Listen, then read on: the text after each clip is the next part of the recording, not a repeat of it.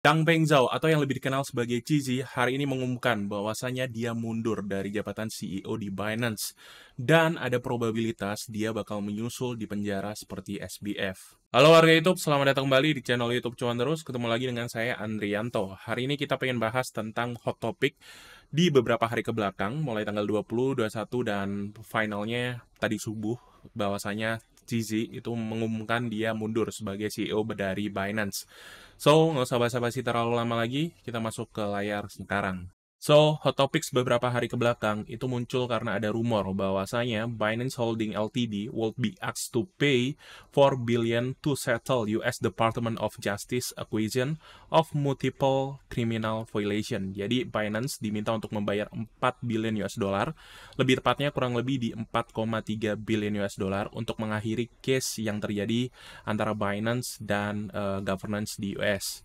Jadi kalau buat kalian yang belum tahu, Binance ini dalam investigasi yang cukup panjang tentang criminal charge seperti money laundering, bank fraud, and beberapa violation di US. So, after berita ini keluar, di crypto Twitter itu rame bahwasanya beberapa account atau beberapa influencer di crypto Twitter itu menemukan dot plot gitu ya, bahwasanya Binance mentransfer sekitar 3,9 billion US dollar dari beberapa walletnya. Jadi kalau kita cek di sini teman-teman, pada tanggal 9 November Binance transfer 3,9 billion US dollar dari cold wallet 2 dari Binance ya ke Tron Binance 3. Jadi mungkin ini part of the deal antara Binance dengan DOJ. Dan yang paling mengejutkannya, tadi pagi ya, Cizi atau Changpeng Zhao itu memberikan announcement resmi di Twitternya bahwasanya today I step down as CEO of Binance. Jadi hari ini saya mundur dari jabatan CEO di Binance.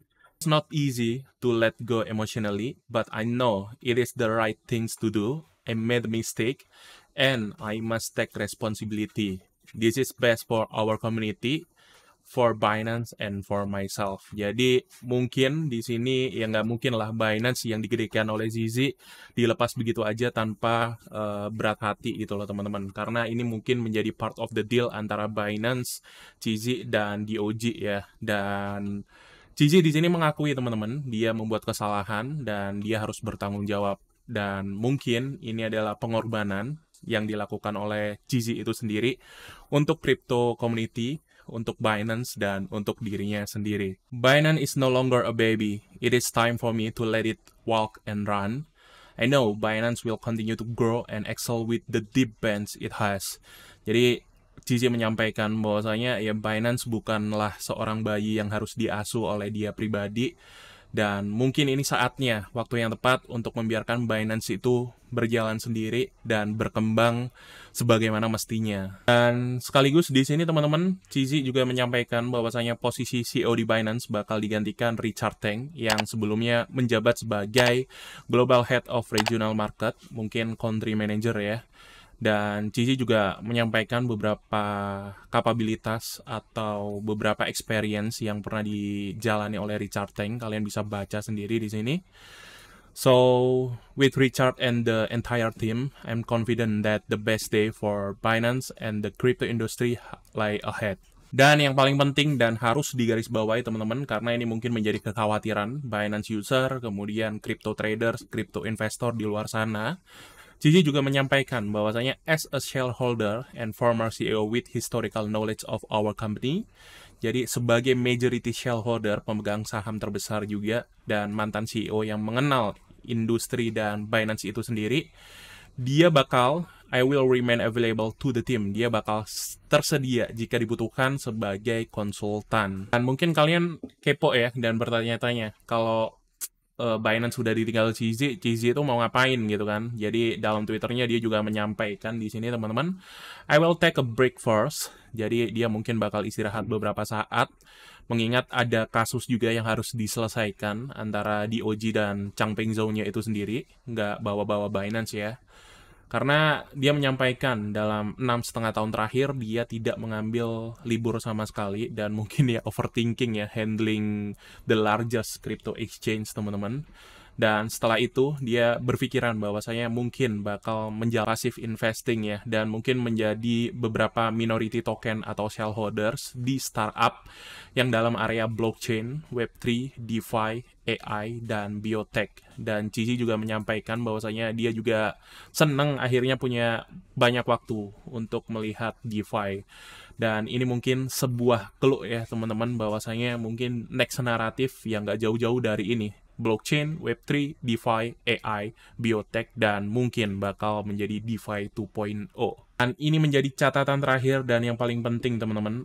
On that note, I'm proud to point out that in our resolution with the US Agency Day, the first, do not allege that Binance misappropriate any user fund. Jadi Binance tidak menggunakan dana pengguna atau menyalahgunakan dana pengguna, dan juga Binance tidak berpartisipasi atau melakukan any market manipulation. Jadi Binance bersih atas dua tuduhan ini. So, jadi apa yang disampaikan Cici terakhir adalah funds are safe.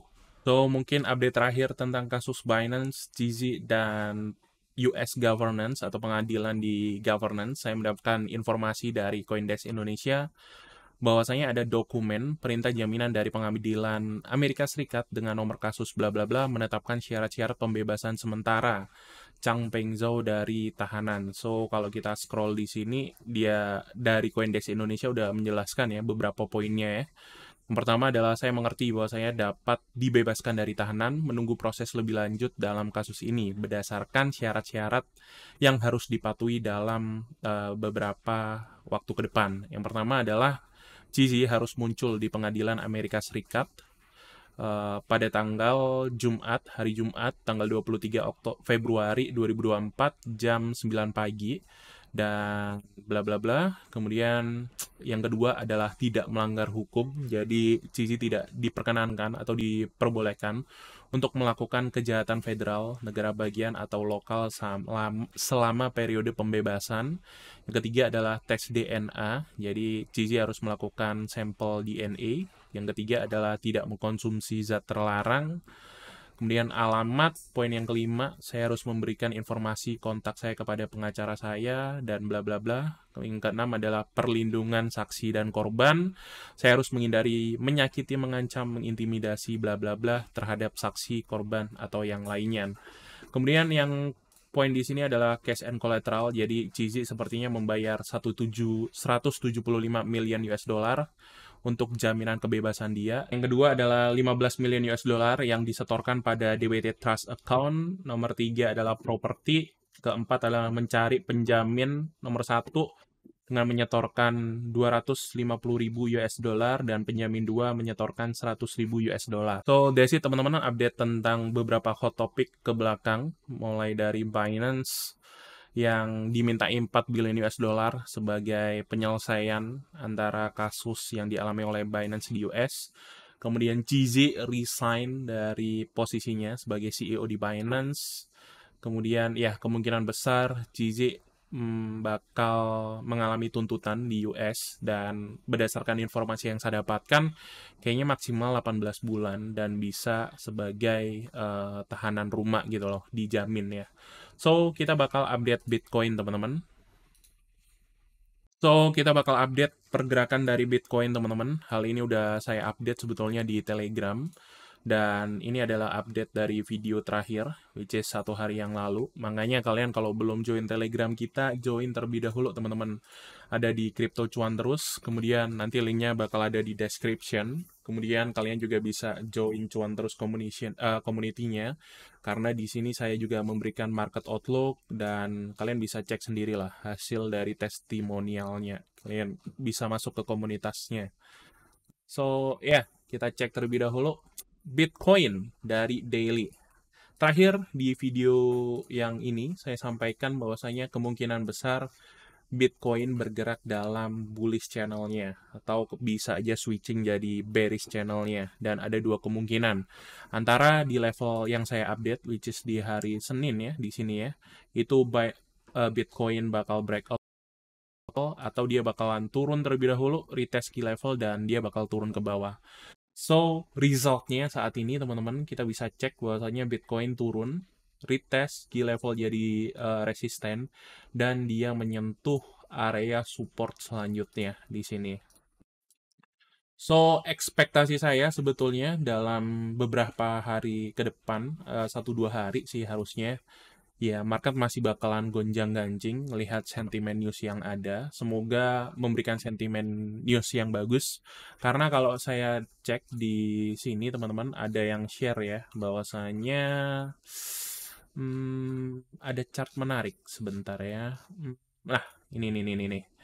Ini di-share sama salah satu member yang ada di Crypto Cuan Terus. Pada saat Arthur Hayes, CEO dari BitMEX itu resign karena kasus yang serupa sebetulnya. Bitcoin itu mengalami pump yang signifikan. Dan saat ini, apakah dengan resignnya Chizi itu bakal mengalami hal yang sama?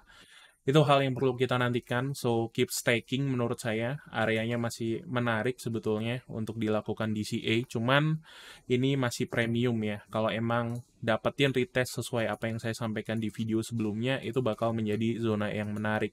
Jadi jangan buru-buru all in di sini. Kalau saya pribadi, apa yang saya lakukan sekarang adalah rebalancing terlebih dahulu, melihat kondisi. Kalau udah stabil ya kita bisa masuk DCA lagi gitu. So, that's it teman-teman, update dari Binance, kemudian CZ itu sendiri, dan Bitcoin. Semoga informasi ini dapat membantu kalian dan memberikan sedikit guidance. Jangan lupa join Telegram, linknya nanti ada di description, dan kita ketemu lagi di video selanjutnya. Bye-bye.